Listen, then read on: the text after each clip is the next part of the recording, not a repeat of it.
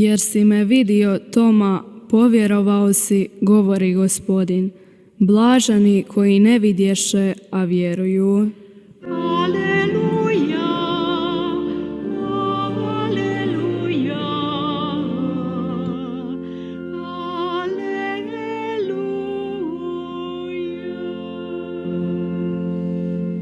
Gospodin s vama. I s duhom tvojim. Čitanje Svetog Evanđelja po Ivanu. Slava tebi, Gospodine. Uvečer toga istog dana, prvog u tjednu, dok su učenici u strahu od Židova bili zatvorili vrata, dođe Isus, stane u sredinu i reče im: mir vama. To rekavši, pokaza im svoje ruke i bok. I obradovaše se učenici vidjevši Gospodina. Isus im stoga ponovno reče: mir vama. Kao što mene posla Otac, i ja šaljem vas. To rekavši, dahne u njih i kaže im: primite Duha Svetoga. Kojima otpustite grijehe, otpuštaju im se, kojima zadržite, zadržani su im. Ali Toma, zvani Blizanac, jedan od 12, ne bijaše s njima kad dođe Isus. Govorili su mu dakle drugi učenici: vidjeli smo Gospodina. On im odvrati: ako ne vidim na njegovim rukama biljeg čavala i ne stavim svoj prst u mjesto čavala, ako ne stavim svoju ruku u njegov bok, neću vjerovati. I nakon 8 dana bijahu njegovi učenici opet unutra, a s njima i Toma. Vrata bijahu zatvorena, a Isus dođe, stade u sredinu i reče: mir vama. Zatim će Tomi: prinesi prst ovamo i pogledaj mi ruke. Prinesi ruku i stavi je u moj bok i ne budi nevjeran, nego vjeran. Odgovori mu Toma: Gospodin moj i Bog moj. Reče mu Isus: budući da si me vidio, povjerovao si. Blaženi koji ne vidješe, a vjeruju. Isus je pred svojim učenicima učinio i mnoga druga znamenja koja nisu zapisana u ovoj knjizi. Ova su zapisana da vjerujete: Isus je Krist, Sin Božji, i da vjerujući imate život u imenu njegovu. Riječ Gospodnja. Slava tebi, Kriste.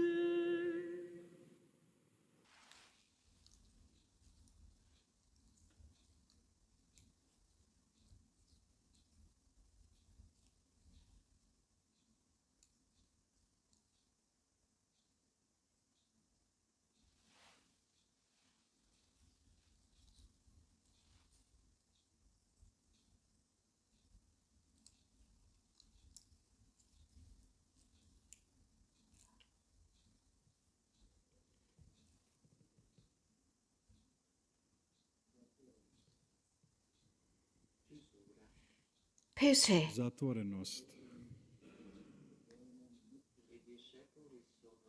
učenici su još pod dojmom 예수님의 제자들은 mučenja, smrti, 여전히 예수님의 praznog groba, 순환과 죽음의 충격에 쌓여 있었습니다. 또 빈 무덤, 큰 충격이었습니다. 그래서 자신들이 마에스트로 스승과 함께 있었던 모든 경험이 아이러니컬한 것 같았습니다. 그래서 그들은 문을 잠그고 그 안에 있었습니다. 폐쇄성이었습니다. 바로 그 폐쇄성 안에 예수님께서 찾아오십니다. 잠긴 문이었습니다. 그 잠긴 문을 통하여 스승님께서 그들을 찾아오십니다. 그분의 사랑 앞에는 방해물이나 폐쇄성이 있을 수 없었습니다. 하지만 거기에 제자들 중에 한 명은 그 자리에 없었습니다. 그가 겪었던 트라우마는 매우 충격적이고 깊어서 제자들의 말을 믿을 수가 없었습니다. 그래서 자신이 보아야만 한다고 했습니다. 다른 사람들이 경험했던 그것을 자신이 직접 해야 하면 믿겠다고 했습니다. 토마스의 말이었습니다. 토마스는 모든 다른 제자들의 경험, 말로 전하는 구두의 경험을 믿지 않았습니다. 아니, 믿을 수가 없었습니다. 빈 무덤에 대한 말도 믿을 수가 없었습니다. 하지만 제자들은 부활하신 예수님을 만나면서 믿었습니다. 토마스도 그분의 상처를 육안으로 확인해야만 했습니다.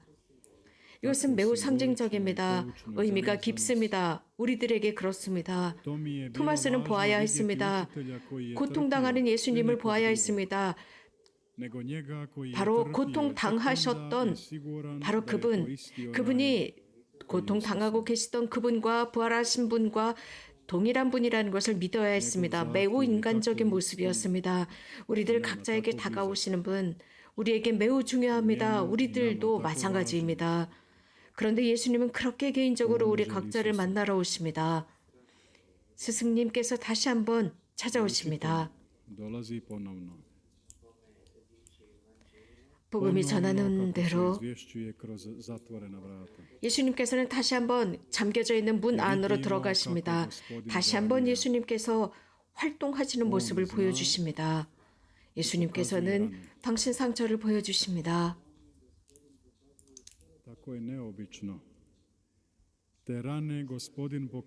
당신의 상처를 보여주십니다. 그래서 당신의 그 상처를 무슨 데코레이션처럼 무슨 장식처럼 보여주십니다. 그것을 어떤 순환과 고통의 모습으로 보여주시는 것이 아니라 그것을 이미 어떤 기억, 표시로 사인으로 보여주십니다. 이 거대한 빛이 우리들의 상처를 비춥니다. 우리들의 고통을 비추고 있습니다. 우리는 가끔 그런 생각을 하죠. 상처, 우리들의 상처, 그 상처는 주님께서 멀리 계신다는 의미다라고 생각합니다.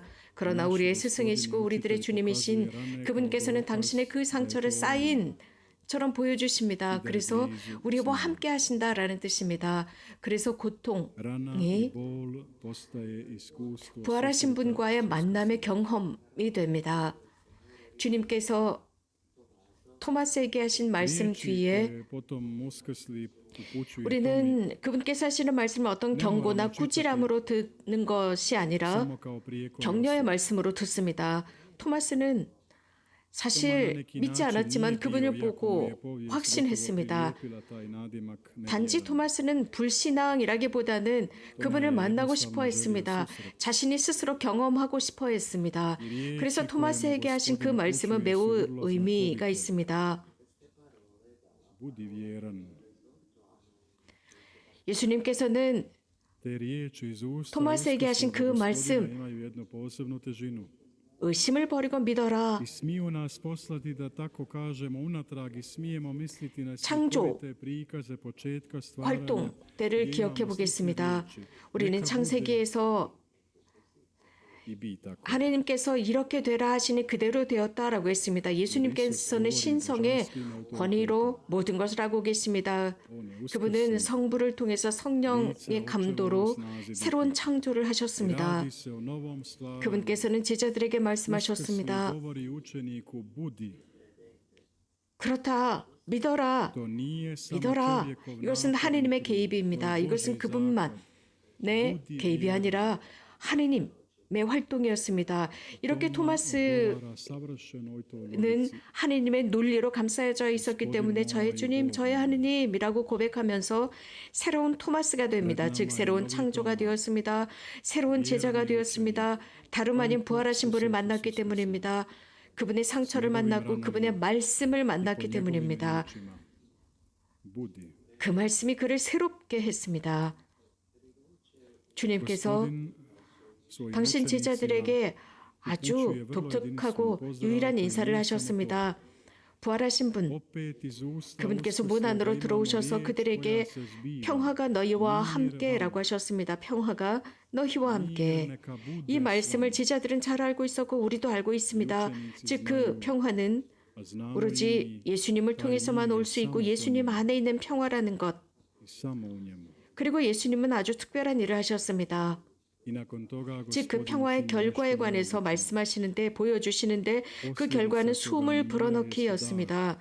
이 평화를 말씀하신 뒤에 그들에게 숨을 불어넣으시고 성령을 받아라 라고 하십니다. 하느님의 성령을 받아라였습니다.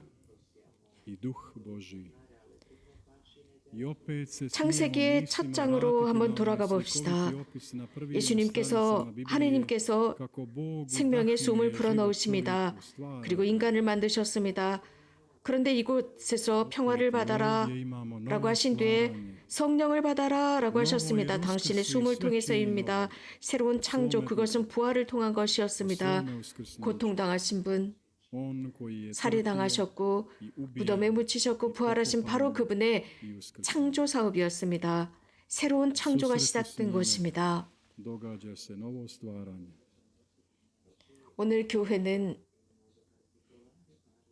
특별히 하느님의 자비에 관한 날이기도 합니다. 오늘 우리는 400주일이라고 불렸었지만 교황 성 요한 바오로 2세께서 이 400주일을 자비주일로 선포하셨습니다. 오늘 복음은 하느님의 자비에 대해서 매우 상징적으로 언급하고 있습니다. 하느님의 자비의 힘이 무엇인지 보여주고 있습니다.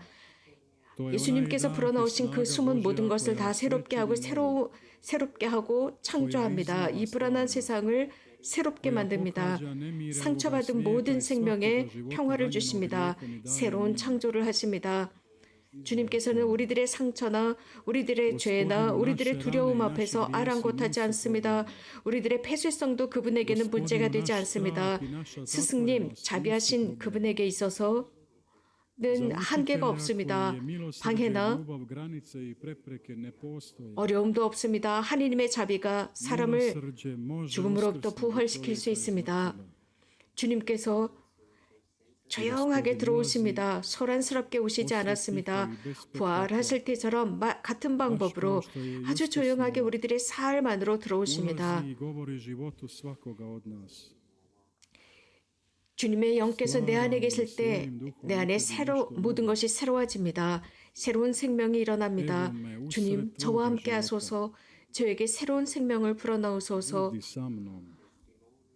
믿음을 지니고 주님의 자비를 증언하는 사람이 되도록 합시다. 우리 모두는 하느님의 자비가 필요로 하는 사람들이고 또 자비를 베푸는 사람들로 불리움을 받았습니다. 하지만 주님 없이, 주님의 성령의 개방됨 없이 우리는 불가능합니다. 그저 빈 말로 끝날 뿐입니다. 이렇게는 살 수가 없습니다. 이렇게는 믿을 수가 없습니다. 그분과의 만남은 우리에게 참 평화를 줍니다. 평화를 가져다 줍니다. 형제자매 여러분, 교형자매 여러분, 우리는 부활하신 예수님과 함께하고 있습니다. 우리 곁에 계십니다. 우리가 두려움 속에서, 죄 속에서 문을 꼭 닫고 있다 하더라도